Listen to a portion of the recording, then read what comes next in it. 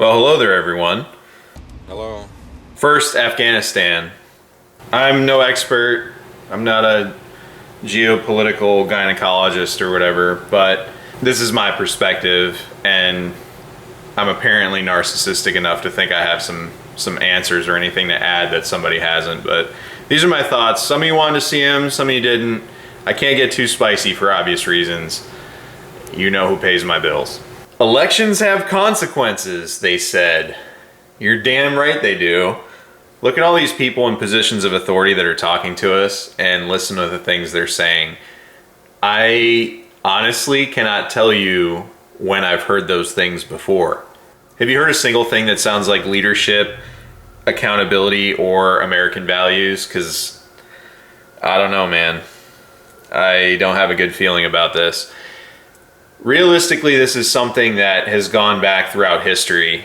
Alexander the Great lost in Afghanistan.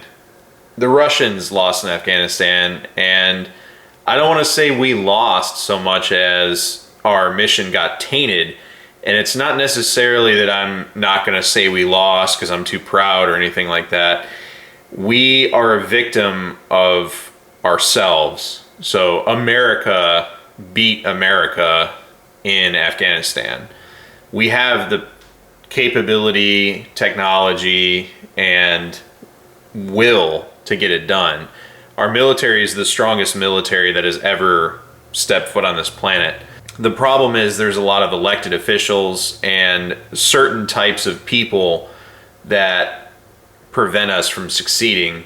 And there's been plenty of people that talked about rules of engagement and all these other things. We have the drive and determination to win a war. I think as a country, we've softened to the point where we talk a tough game, and when it gets started, we're all behind it. And then once the gruesome realities become apparent, people lose the taste. And it's understandable.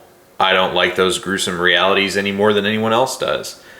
And I'm positive that there's a myriad of people in the military that don't like those gruesome realities, but they understand that the American people sent us there to do a job, so we're going to go take care of that stuff.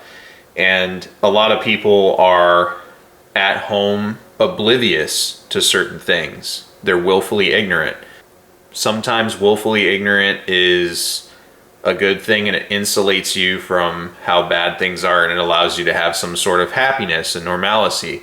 And other times, willful ignorance gets you a 20-year protracted war.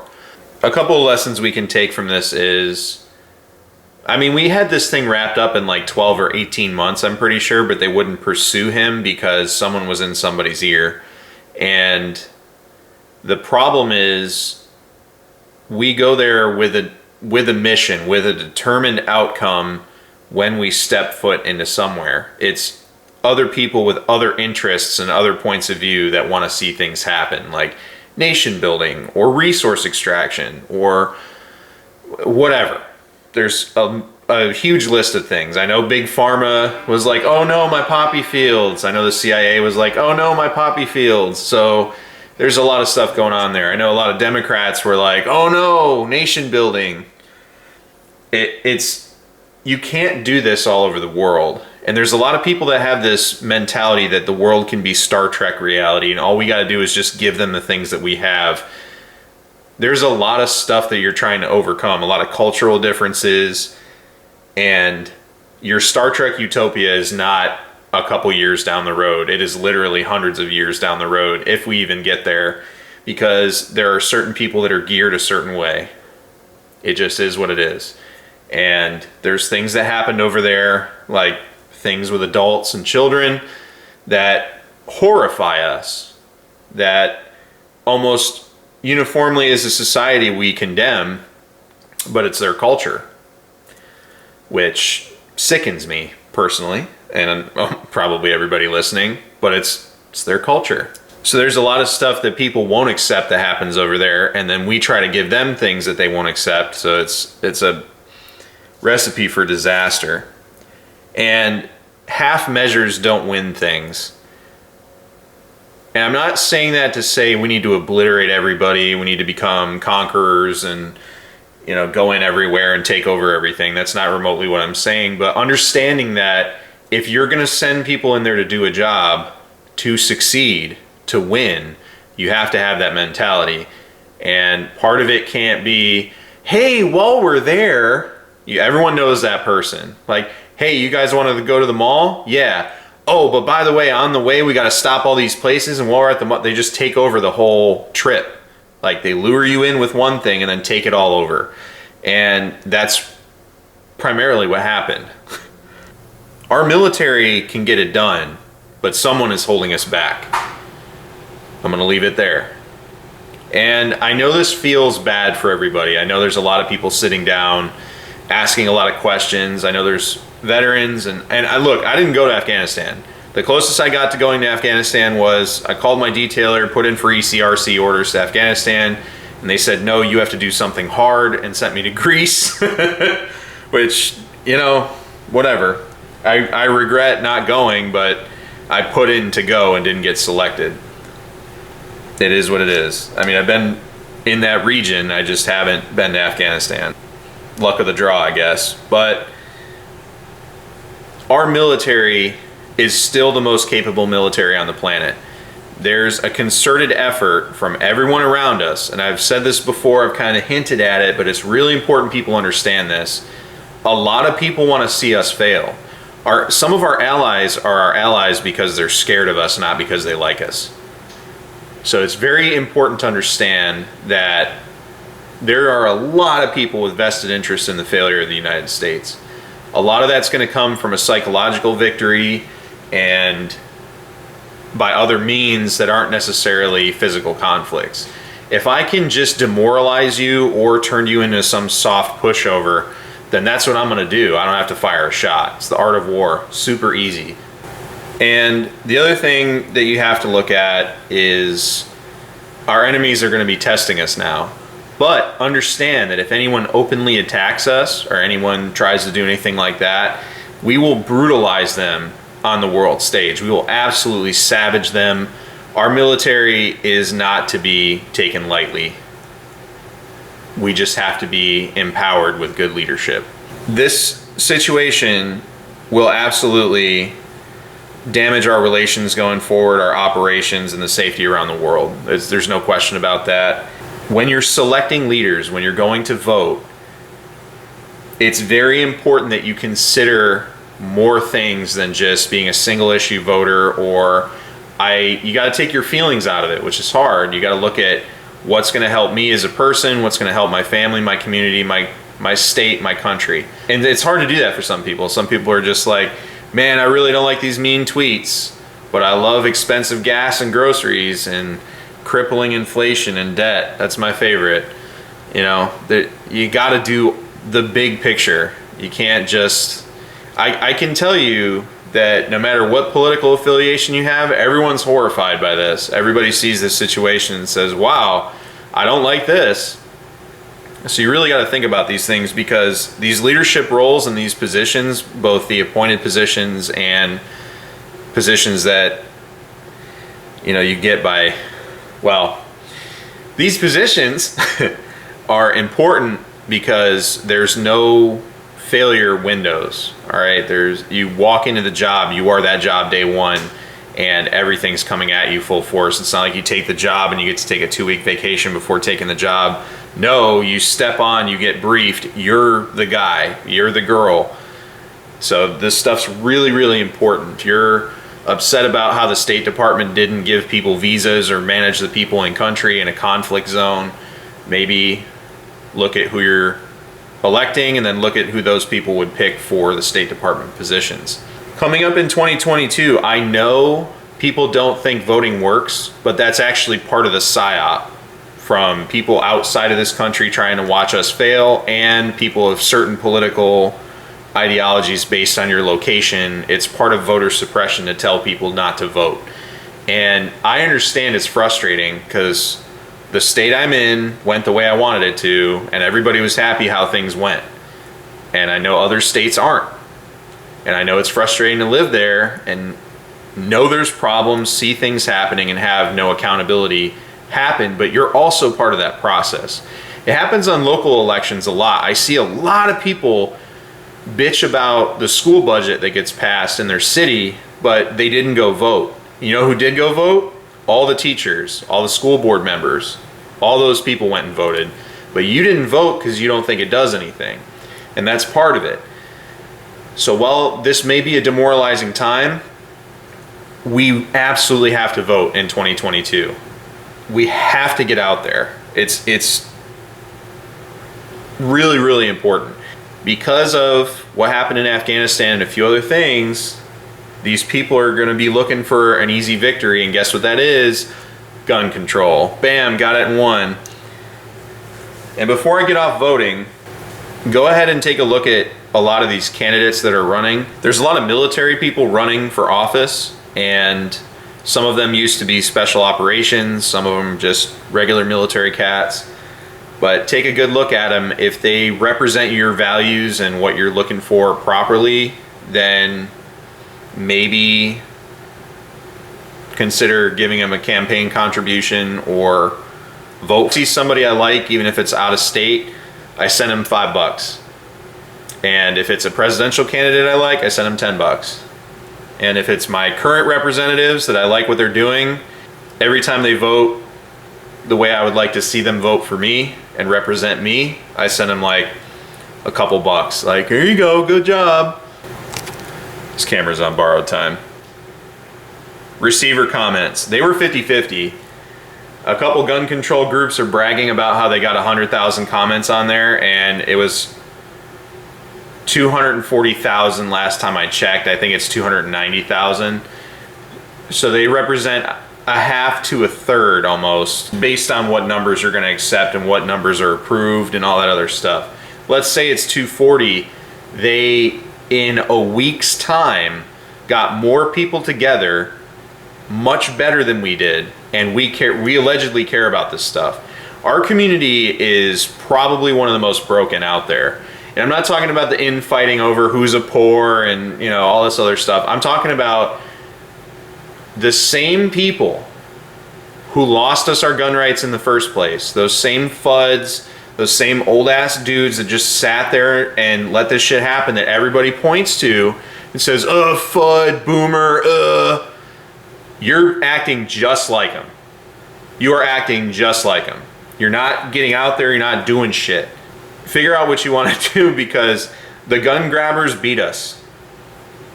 And I know there's guys out there like, oh, good job, we got a lot of comments, and they kicked our ass because people would not get in gear. And there's the types that are like, I'm not negotiating with anybody for my rights. Great, you're about to, because if they start passing this shit, there's gonna be, hey, we need your shit. And it's gonna become a negotiation, whether with words or other stuff, whatever. But you're not looking at the big picture. I would rather do it this way than do it the hard way, because much less people, especially with how soft we've become as a society, how accountability isn't even a thing. Our gun community, accountability is only when we want it, or only when the time's right, which is never, turns out. It's just, it's very frustrating to watch. Now there's really solid dudes out there, and there's guys that put in work every single time, and those are the dudes that I appreciate. And I've said this in multiple videos, and it's getting old, but we have to get out there. This whole fantasy of we're gonna handle it when it needs handled. Well, how's Portland doing, bud? You know, like all right. I'm gonna get myself into trouble or something. I think I'm gonna say something that's gonna get taken the wrong way, but just understand that we lost on the receiver thing. You know, we needed to have an overwhelming majority of comments, and having half to 2/3 of a comment pool is not enough. It should have been like 90 to 10. I know there's more than just under 300,000 gun owners, and the receiver thing covers every single firearm and suppressor. Whatever. It's over now. Hopefully your representative, keep writing your representatives. They're your only hope at this point. We can do better with the pistol brace comments, which are already higher because most people just focused on that instead of the receiver thing. And we as a gun community we let everyone down too. I know I'm upset here. I'm upset at myself because I didn't say the proper things early enough, and neither did the GOA, neither did the FPC, because they didn't think about it. They're just like, receiver, oh, pistol brace. And they focused on pistol braces. I mean, you saw like 10 posts for pistol braces versus 1 post for the receiver comment. Anyways, but get those comments in and make sure you write the representatives in the House Judiciary Committee because they're going to be calling the ATF to the carpet. Lastly, the Russian ammo ban was always coming. We're lucky it was just the Russian stuff and not... I don't know if you looked in your gun safe lately, but I've got stuff from Germany, Switzerland, Austria, Italy. We were lucky it was just the Russian ammo. And I hate saying it like that because I don't like losing either. And quite frankly, I was going to get into some by 39 and I can't now because I just can't afford to dive into another caliber when I'm still stocking 2 rifle, 2 pistols. They definitely banned the importation for now. Don't get excited with the sunset because they didn't sunset the weapons. You're still not getting good Russian quality AKs over here. It's going to take some serious activism and engagement from us and a massive change in leadership to get that one done. Some posts out there, I'm glad I'm reshooting this video. I'm not going to put it up, but there was a post that was like, guys, no, they're okay because they already have the permit. No, it was licenses. You get a license for life, but an import permit is per order. So those are all gone. It's done. However, I do expect ammunition companies to step up and fill the void. You're going to see some Winchester white box, Winchester steel case, whatever that, was it American? I don't know what it is. But there's going to be other companies that step up to make cheaper ammo. However, since there isn't an outside factor, and I think all the ammunition companies are split up between 3 owners right now, the only outside owner left, I think, is Cellular and Below, because Fiocchi got bought by that one group that bought Remington. So what that means, hopefully, is the other ammunition manufacturers will step up. However, without the garbage tier ammo, you're going to have probably a 10-cent price disparity when things calm back down, if ever, that it'll be higher. So let's say Wolf used to go for $5 a box of 20. It'll probably go for, I don't know, $6.50, $7 a box when it's American made, which is dumb because we don't have to import it, so it shouldn't be that expensive. Hopefully that happens. Now, the part on our community that no one is going to listen to me on is we need to stop hyping high prices and feeding that flame, because it's the same shit that happened when years ago HK dropped their prices. Gun dealers and gun shops were upcharging HK from the beginning.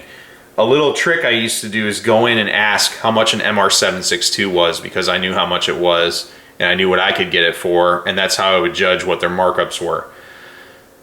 Not to mention I have an FFL in the family and I know a bunch of people from HK Pro, so I got ways of triangulating prices.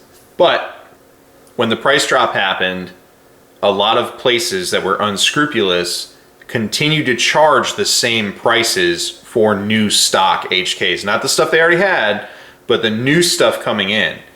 And they continued to rely on the public being ignorant to the pricing and continuing to push like, oh, HK's expensive, so they could continue to make money. HK's not the only brand, it's just the example I'm using.